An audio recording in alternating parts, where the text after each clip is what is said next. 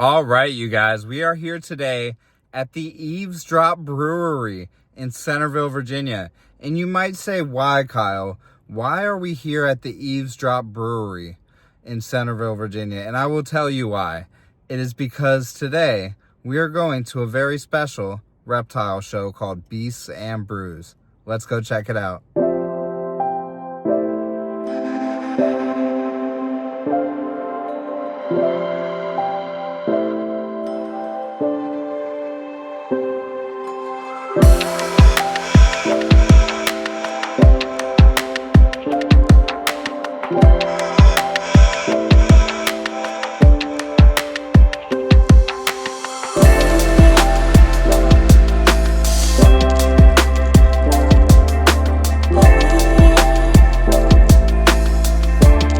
All right, you guys, I'm here with Ari from Arachnids Anonymous. Always fun with Ari. Ari, what you got to show us today? Oh man, we got a ton of stuff. We got some GBB females here. Beautiful GBB females. You know, these are a staple, really arid species, easy to care for. They're really the only thing they want is that water dish to be filled.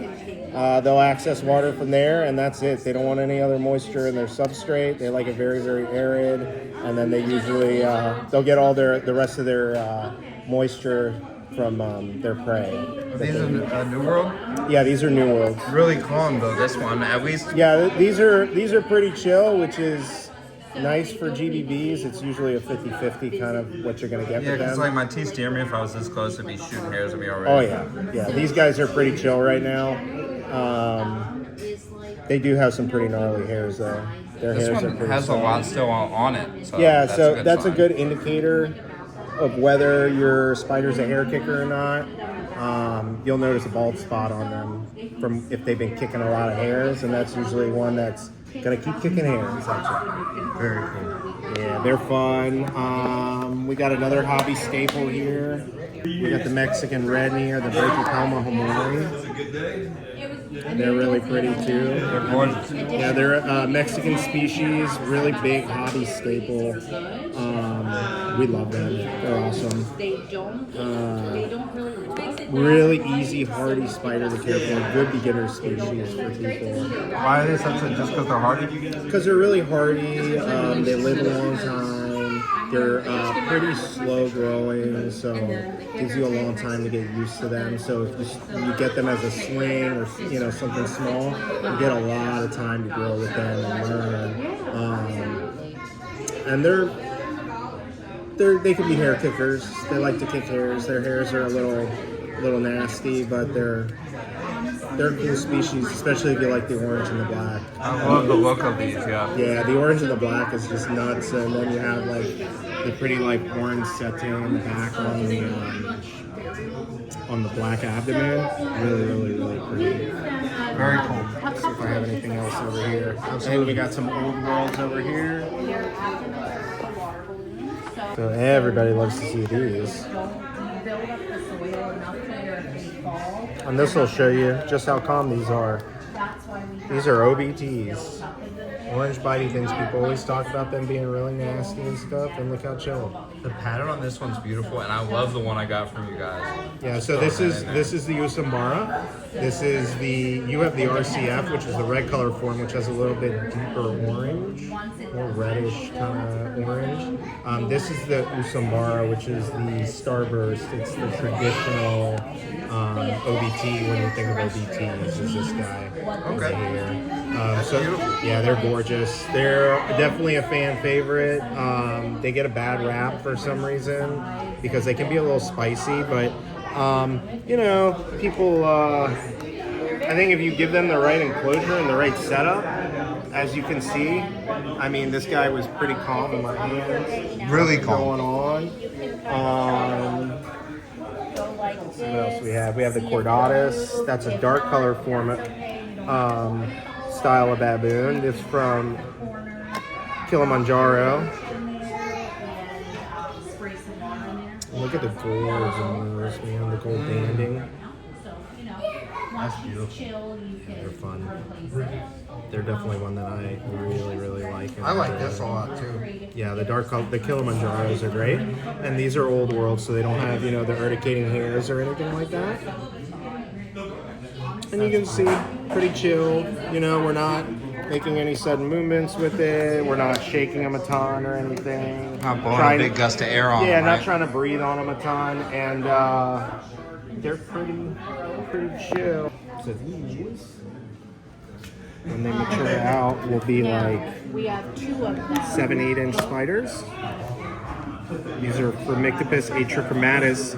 So when you were at All American, you got to see the adult version of this was the red Are one. they both male, female? We're not. And you can see this one yet. is a kid. Because you can see the bald spot on its butt. Yeah, you're a feisty one. If you're in the area and you come to these shows, Yeah, they're really cool. So then there's another form of bird eaters out there. They are called panthos. So this is Formictopus.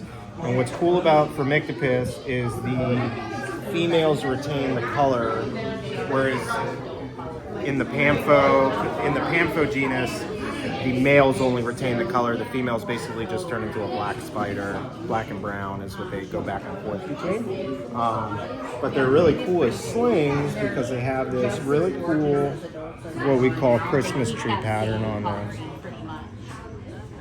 Wow. Yeah, that does look like a Christmas tree. Yeah, they're cool. The little Christmas tree butts are something we absolutely love. And that goes away as an adult? It will eventually go away as an adult. This one in particular, when they turn, if it's a male, will turn a bright pink color. So that is, remember the poker peas that we looked at, the one with the blue and the gold? Okay, This yep. is from the same species, like genus. It's Harparctira. This one's called a Baviana or a Purcell's baboon.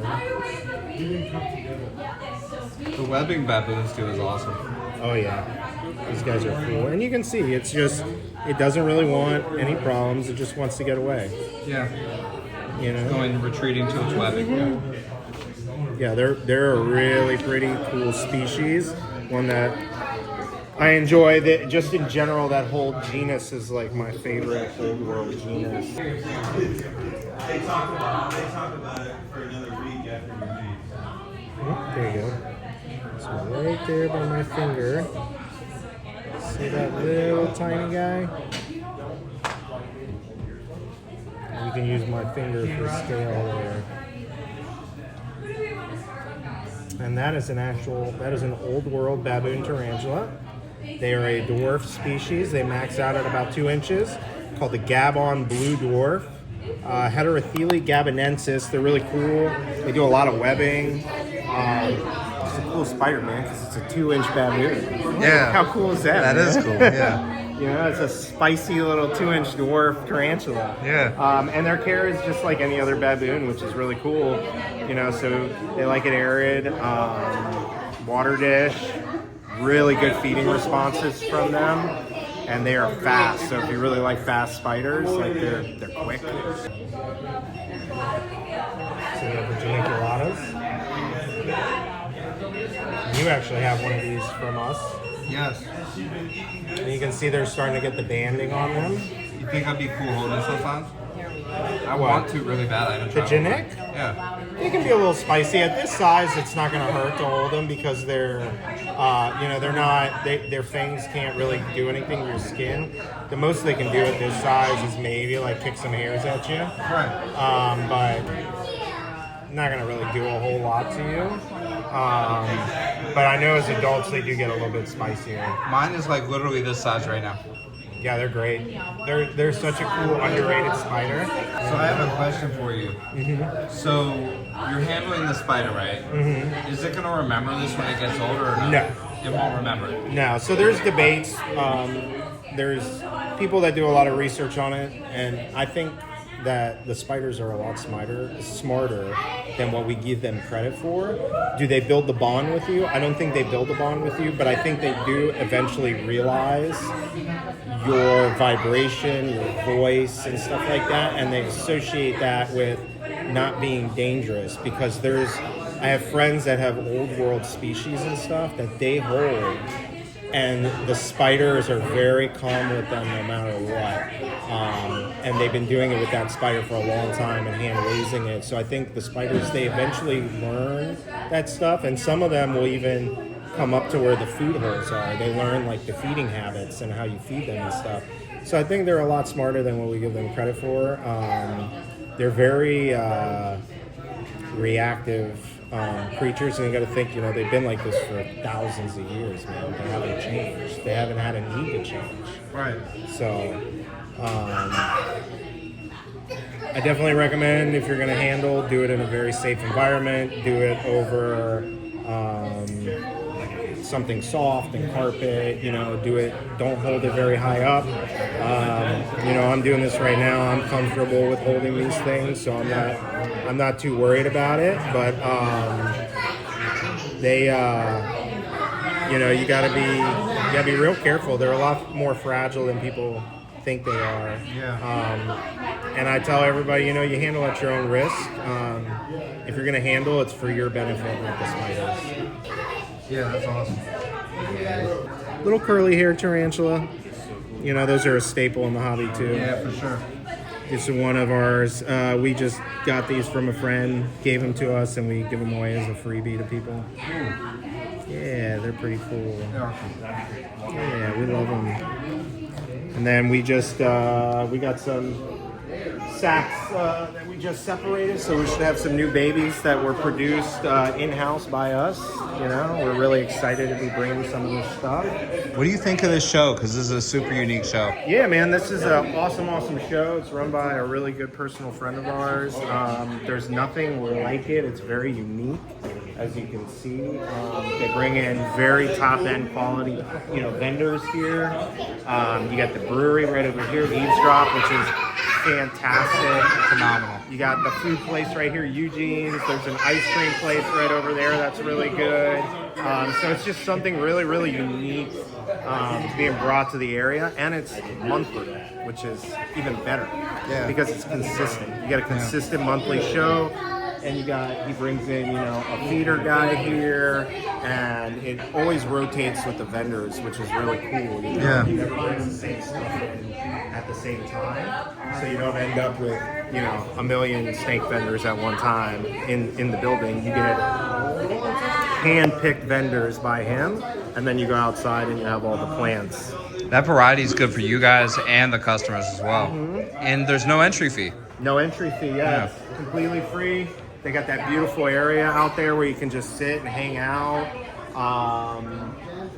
Staff here is really excellent, really, really friendly. I know they have live music starting at, I think, 2 p.m. They also do, the show starts at noon. It's a noon to 4, I believe, show. During the year, it's the first Sunday of every month is when he does it. 12 to 4, and then this is the first 2-day, and then they're working on doing more 2-day shows in the future coming up. I liked that it was at 12 because I got to sleep. Yeah, that was buddy. big for me. We had a show yesterday, so it being at 12 o'clock was really nice because we also got to sleep in. We were on a podcast last night because of you. Shout out to RWO and Twisted Six Serpents. We really appreciate Nick having us on the show last night. Yeah. And we got to hang out with Justin, who we absolutely love. Both very cool people. Yeah, man, we love both of them. Shout out to Nick and Justin. Yeah, man. Yeah, hopefully the show will just keep on growing. Yeah. Bigger and bigger. I think this one will. It's cool. Yeah, I think it's going to become a staple in the Northern Virginia area. Yeah. It's just a matter of getting people out here to see the show and check things out. It's cool because you're much more personal with the vendors here, because it's a very up close and in your face show, which is really nice. We even got to play with some tarantulas, Kyle and I, a little bit ago. Very cool. Yeah, I'll put a picture or video of that on the screen too. Yeah, man. Well, thanks for tuning in, guys. You can Yeah, catch always us, good to see you, Ari. on our website, arachnids.anonymous.com, and then on Facebook, AA, and Instagram, Arachnids Anonymous USA. And hopefully we can get you guys some spiders. Very cool. I'll link all that in the description too. Bye, guys.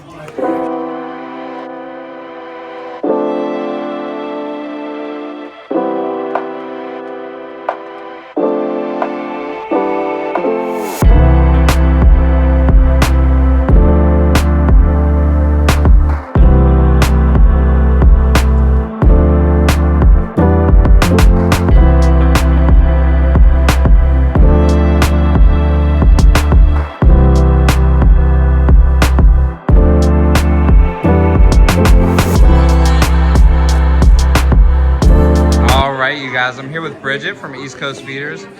Bridget, it's so nice to see you guys. What do you have right here on your shirt? These are bearded dragons. This is one of our really favorite ones here. A lot of people think he's a red monster, but he's actually not. He's just a red trans dragon. We breed a lot of dragons like this. We prefer to not do the red monsters. They tend to have a shorter lifespan. But Okay, I didn't know that. Yeah, we tend to really like the deep reds though. So we spent a long time, you know, doing the outsourcing so we can get these colors without messing with their lifespan. Spec? That is. This is so, because when they go into their bins, it makes it easier to identify who's who, because sometimes they tend to look a lot alike. So this one has a little green, this one has a little blue. These are actually the same genetics, female, male, just different parents. This one's a few months old, and this one is only 7 months old. How old? 7 months. 7 months? Mm-hmm. How long do they live? They live up to 20 years. 20 years. Yeah, we have a few that are a little bit that, but generally 15 to 20. Okay. But that also depends on your care, where you get your feeders from, which is why we started this business many, many years ago. Lucky for you. Because we wanted to make sure that we could have healthy feeders for our dragons, because the pet stores, they get them outsourced, and a lot of the cricket farms are outside. Yeah. So there's a ton of parasites that come with that, and those parasites will make your dragons very sick. That's a big problem. And you guys gut load your stuff too, right? We do. Everything is from organic, fresh fruits and vegetables. We don't use any of the chemical stuff. We don't use any of the gels, none of that. Everything is fresh produce, and then our nutrients from our brand and stuff. We add extra stuff to the brand to make it healthier. So it has a lot of calcium and other things. We also add bee pollen, because bee pollen is really good for everyone, unless you're allergic to it. But it's really good for you. It has a lot of antioxidants, and it's good for your animals as well. That's cool. So I've gotten feeders from you guys before. I've gotten rodents. I've gotten dubia roaches. Yeah. I think I got wax worms from you guys. What else do you offer? We have cornworms, waxworms, black soldier fly larvae, mealworms. We have regular mealworms and giant mealworms. We also have all kinds of different roaches. We have orange head roaches, we have red runner roaches, lobster roaches, banana roaches. We also have 3 different types of different roaches. Black tiger roaches. Where you at? You around here? We also sell superworms, small, medium, and large. We have a variety of isopods and springtails. I didn't even know you had those. Cool. We have a huge variety. We probably have 200 different species of isopods. Is it hard to maintain all these different feeders? Very Or? difficult. The big issue is you don't want any kind of cross-contamination, and you don't want any issues with any mold or anything like that. So, and everything has a different need and a care routine. So, but it's also important why we do it ourselves, because we do not want any of that bad stuff to come from other places. We don't want our animals to get sick. They're like our family, you know? So we spend a lot of time and care making sure that everything is fed fresh stuff and that it stays clean, so that everybody is healthy, because that's the main thing here. We want our stuff to stay healthy. So that's why we started this. And it's become a lot bigger than it was in the beginning. We even didn't carry crickets for a while, because brown crickets are just really not nutritious at all. So then we started getting into the banded crickets, and it's funny because we were one of the first companies to get the banded crickets, and now a lot of people offer it. Yeah.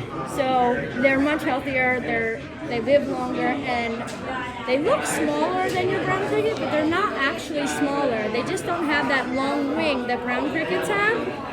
They're actually better for them. Did you guys start with like insect feeders or rodents?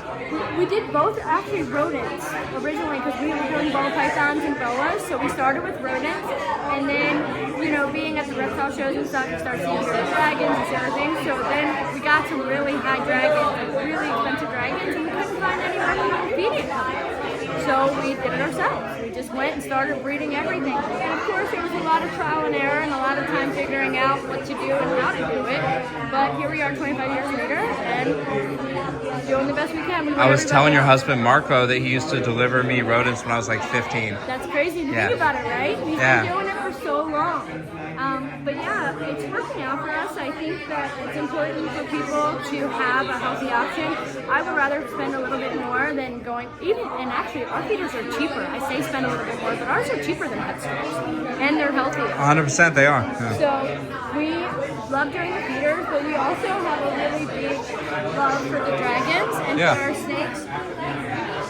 All different types. We have trans dragons, we have whiplates, we have hypo, we have quite a few gunners that are really pretty.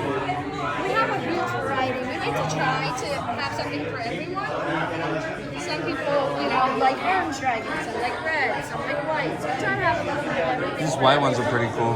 Yeah, they're one of my favorites. I also really like these high-colored wits that have a lot of bright color on them. They're super pretty, and they're quite rare. Because wits are normally like a whiter color. You can see that these guys are beautifully orange. That looks insane.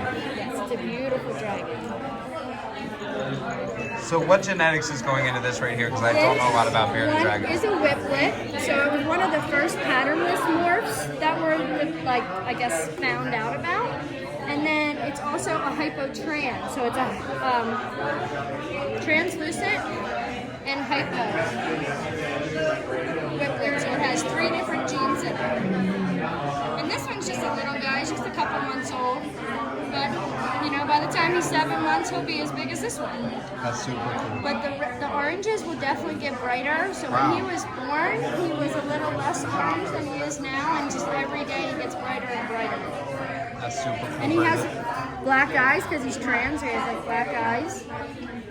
That's awesome. Yeah, he's cool. We That also is cool. have something that I think only one other breeder has, and it's called a marbled whiplet, and that's this one. It causes the pattern, it's supposed to be patternless because that's what a wit is patternless, but this one has a marbling, and it's not paradox, it's called marbling. Yeah. And there's only one other person I know of that has been able to produce these, so it's really, really cool. That is awesome. Yeah. This is what a lot of work and, doing things the right way will get you. But we have been servicing Virginia, like I said, for over 25 years now, and we have every type of feeder you can ever need. We have live and frozen rodents. We have mice. We even have like guinea pigs, rabbits, chicks, and quail for people who snakes that don't own rodents.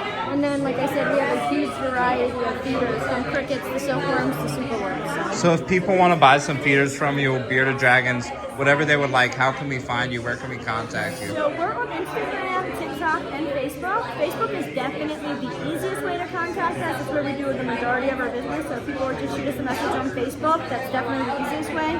We come out to this show the first weekend of every month. But we do a lot of other local shows. If they went on our Facebook, they could see those. But we also do personal deliveries, and we do ship year-round. So if they sent us a message on Facebook, they can order that way, and we can either deliver it or ship it to them if they couldn't meet up with us some other way. Cool. Yeah, I'll link all that stuff in the description. What do you think of this show? It's pretty unique. I love this show. I absolutely love this show. It's one of a kind, and it brings out a lot of different people that you don't normally see at other reptile shows. I think it's more family oriented, and I like that it's smaller because then you get to know the people that you're dealing with a little bit better, and it makes it so it's easier to actually, when you're selling an animal, I want to know the person I'm selling the animal to, and it makes it easier to do that. So I think this show is a really cool one, and I love it. We have been coming back since the very first one, and we'll do it until it can't do it anymore. Very cool. It's a good show. Very cool. Thanks so much, Bridget. Thank you.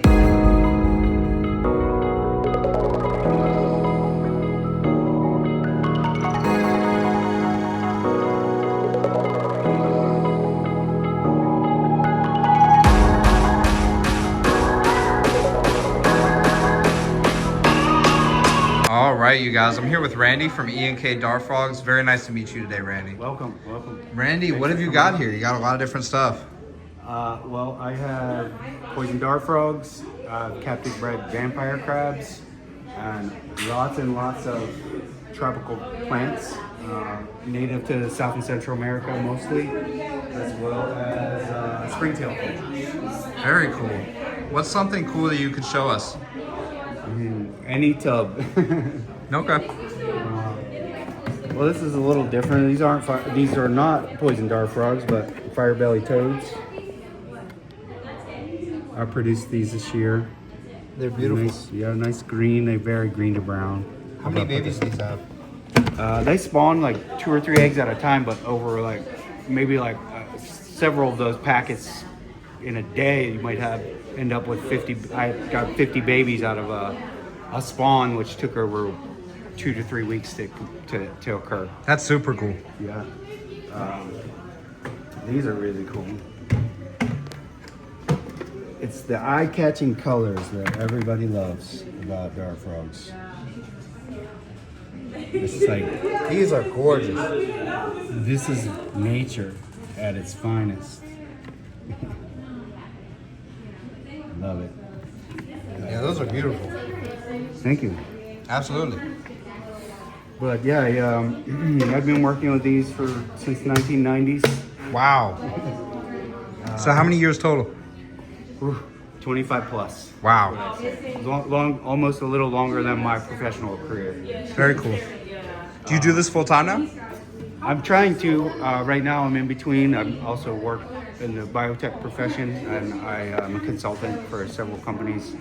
And then I've been doing this on the side, and just continue to expand and come up with new plants and new types of clippings. There's another new clipping. Let's see if that will grow. But yeah, I love doing the plants, the frogs. I also keep micro geckos and day geckos. Day geckos are awesome. Yeah, everything that I keep and breed, all eat the same foods. I feed them all fruit flies. They love it. Even the vampire crabs. Can we see some vampire crabs? Yes. I have babies of these, which they just kind of look brown, but once they start to get close to their adult stage, the last molting, that is a captive bred pair of So cool. orange disco Geoswarma. The name's on my Facebook page, but this is what you normally don't see is the female's bigger than the male, but that's just because he's a little younger. Normally Their pinchers are like purple. yeah. Does that stay that way? Yeah. Wow. It's just crazy. Sometimes they get a little brighter orange depending on their diet. But yeah, this is crazy. How would you describe these as far as difficulty to keep? If you can keep dart frogs, you can keep these. Are dart frogs easier or difficult? What do you think? I think they're very easy. There's just some basic guidance to follow, and don't believe everything you read on the internet. Try some experimentation. That's how I learned. Yeah, fair enough. Yeah, very cool. Yeah. Anything else you want to show us? There's some more vampire crabs. They're also captive bred. You don't really see people offering captive bred, but it's hard for me to do this and be viable because it's so much cheaper to buy wild caught. Where are these native to? Indonesia area. Okay. And, And there's tons of exports coming out of that area, yeah. So, I mean, you can buy these wild caught wholesale, $5 to $10 each, but these established colonies that I've created have taken me 10 years to get going, and now I can offer captive bred. Yeah, they're going to be a little bit more, but they're guaranteed. I guarantee that they'll live and breed, and they're not unknown in terms of their age. They're all fairly young when I pull them out and offer them. I have two questions about that. So I know with snakes, right? If you get a wild caught, you're taking a huge risk. It could have parasites. It could have diseases. You could just get it and it dies right. Is that kind of the same thing? Yeah, especially when they bring these in. These are like, you have to treat these like fish. They have gills. They breathe through gills. I always sometimes see these things on dry paper towels or not enough water, and you take them home and they'll die within a few days. So where your source comes from, how they're handled in shipment, and how they're kept once they're here prior to being purchased is key critical for wild caught vampire crabs. Yeah. My advice is to buy females, and hopefully they can retain sperm over without and lay multiple. They can provide multiple broods from a single spawn of a male over time. And I've proved that out with at least 3 different species. So you could buy like a female and it could already have sperm return. Correct. That's cool. Yeah. How long do these live? That's why you have to get enough of a colony to establish a colony, because they only can live maybe 3 years. That's still not bad. Yeah. That's just long enough to make them, really cool to keep. Yeah. But a lot of the wild caught ones, they're already adults. You don't know how old they are, and people are like freak out because they randomly die. It's probably because they're already at the age to die. That makes sense, yeah. For sure. All right, Randy, so where can we find you at online? So right here, hopefully that QR code isn't messed up enough. I can read your Facebook right here. I'll There link you it go. in the description too. Yeah. So is Facebook the best place to contact you? Yes, or through there, and then my cell phone or email is fine too. But yeah, I'm always producing animals. I always had lots to offer, and it's from me. Sometimes I buy from other breeders, but I build my stocks and get rid of the extras that I don't need. But yeah, just be mindful of where you buy them and the supply chain that got them to you. If you don't know all that the pathway for that, for dart frogs, for geckos, for anything really, you're gonna get what you pay for with those unknowns. Yeah, for sure. Captive bred's always better than wild caught, for sure. Thank you. Yeah, absolutely. So we might have a collab coming with Randy in the future. Keep your eyes peeled for that. I'll link all his stuff in the description. Thanks so much, Randy. Thank you very much. I appreciate you coming out and seeing me. Absolutely.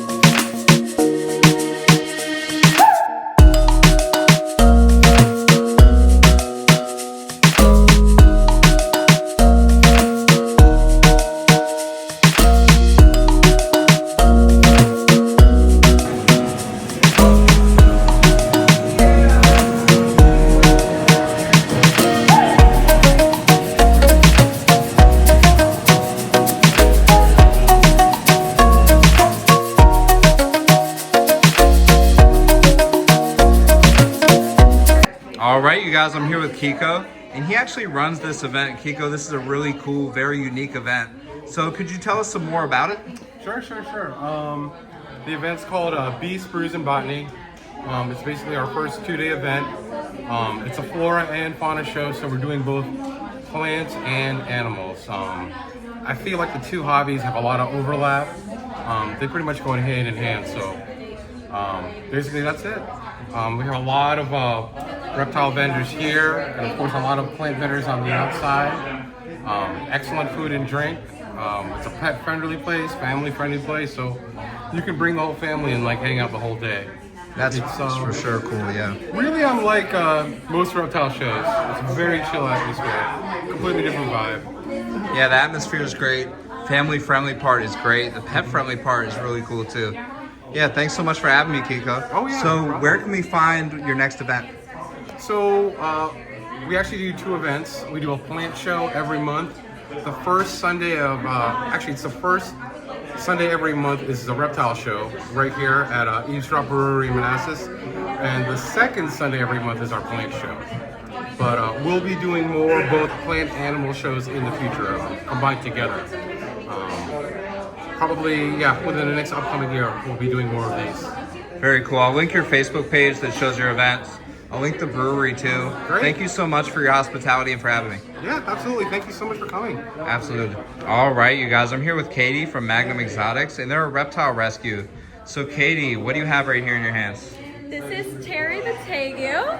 He is 6 years old. We got him about a year ago. He went through his educational training and now can be an educator for our rescue to help bring in money for all the vet bills we deal with. He's got MBD, hip dysplasia, a underbite. You might be able to see that. And he's also permanently stunted. So he'll stay this size forever when he's meant to be 5 to 6 feet long. How did he get stunted? So unfortunately, his first owners, which were his third, not including his foster, kept him in way too small of an enclosure, didn't provide supplements, UVB, etc. He was also very underweight when we got him too, so with all those things combined, you can't really get any bigger, you can't grow. That's unfortunate. So he helps you to raise money. I see you're doing a photo booth right here too. Yes, That we helps you raise are. money for your rescue. How did you get into rescuing animals? I started as a breeder. Breeding is very fun. You do have to be patient with the reptiles because a lot of pet reptiles that are also breeders do not like to do what they're supposed to, like laying eggs in the right place or, properly burying them and taking care of them. So when you are a breeder, a lot of breeders probably deal with this as well. People give you reptiles for free, so I became a sanctuary without even knowing it. Got up to 30 reptiles all on my own, and it just became too much, and I realized I don't need to bring more reptiles in the world. I could just help out the ones that are already here. That is a great point. So is there a certain type of reptile that you get more than others? We have 3 that are the most common. Bearded dragons, ball pythons, and leopard geckos. And 95% of our bearded dragons that come into our rescue are having some kind of health issue. So most of our money goes to bearded dragons for medical costs. Do you think this has to do with people impulse buying stuff? I think it more has to do with education on bearded dragons. Most people are getting their bearded dragons that are surrendering them from PetSmart, and the pamphlets are very old. The people that are selling them don't actually know what they're talking about, and the reptile world is very much so, I want to give you information, but too many people have their own opinions, so it makes it hard for the consumer, for the buyer, for the adopter of bearded dragons and reptiles in general to be able to learn the actual right things to do, because they could be provided with something like a person telling them or a website telling them, and they're actually telling them the wrong things or out-of-date information. So update your research yearly, even more if you can, because we learn more and more about reptiles constantly. Absolutely. So if someone wanted to surrender an animal to you, how would they go about doing that? So I will say, unfortunately, we do have a wait list. So you would have to hop on our wait list. Our wait list is usually around 6 months long. There's a lot of people trying to rehome their reptiles, so it does take time for us to get through all of them. But if we aren't able to provide you with a quick enough timeline, we're able to send you with other resources because you should be able to surrender when you need to. Absolutely, for sure. What if people just want to donate and help your cause? Where can they find you at? So, down here, if you want to pay into our donation bin, we have several different online links that you can use. We also have an Amazon storefront linked to all of our social medias. We have ways of doing that. You can also come and get a photo of a reptile, and we can actually earn your money, you know? And that's a cool way to donate. I'll link all that stuff in the description below as well. Anything else you want to tell us, Katie? If you want to pan around, I know people love seeing kickstand. Kickstands are three-legged bearded dragon. Just right up 3 top legs. there. So how is the leg loss? Is this also through just improper care? This is through pet stores. Pet stores keep too many of these babies together, and bearded dragons can never live with each other ever. When they are young, they're not doing it because they don't like each other and hormones and anger and all that stuff for being a bearded dragon. It is actually because they're hungry and they're not thinking about what's food and what's not. They will just try to see if they can eat it, and if they can, they go for it. So a lot of bearded dragons' tails are actually shorter than they're supposed to be because they're supposed to have a fine tip at the end, and most of them don't. That's because their tail was most likely bitten off. They lose a lot of fingers, nails, and sometimes legs have to be amputated from another bearded dragon biting down way too hard. Pet stores will then say, hey, this is damaged goods, and they'll put it up for free, which they like to call adoption, and then someone can just take them. Wow, I literally didn't know that you couldn't have them together as babies because I see it so often. It is That's something crazy. that people do all the time. It's very risky. I don't personally agree with it, but I do understand why people do it. It is usually just safer in general for the animal's safety and well-being to start them as soon as they're born on their own. Yeah, for sure. All right, Katie, so what do you think of this Beasts and Brews event? Because it's pretty unique. I absolutely love it. We're a permanent vendor here, so we're here every month. We usually have our photo booth. Today we were a fill-in, so we don't have our table with our adoptable reptiles here today. But this place is amazing. It's a great vibe. There's usually live music on weekends around 2 p.m. and later. They also allow dogs to come in, and all of us reptile people are lovely with dogs. We want them to come in, we want to pet them, we want to give them love. And food, drinks, children friendly, etc. This is an expo where you want to hang out at. Very cool. Thanks so much, Katie. Not a problem, thank you. All right, you guys, I'm back from Beast, Botany, and Brews, and that was a wonderful show, you guys. It was super unique. I've never been to anything like that. I went on a Sunday. It was a 2-day show. There was actually a Saturday segment as well, and I talked to my buddy Dave Deem from Temporalis Enterprises, who vended on Saturday. He really enjoyed the show as well. He enjoyed showing some people that don't normally see snakes, about snakes, and kind of helping people to conquer their fear of snakes. In such a cool venue, at such a cool location, they allow kids, dogs, and you can go have a drink and just chill and hang out. It really is a very unique show. I enjoyed it. Thank you so much to Kiko for your hospitality. Thank you to Ari and Jesse for inviting me to the show in the first place. If you'd like to support us on Patreon, our link is in the description below. Go follow us on Instagram at Markham Reptiles. I hope you guys are having a wonderful day and continue to spread the love of reptiles.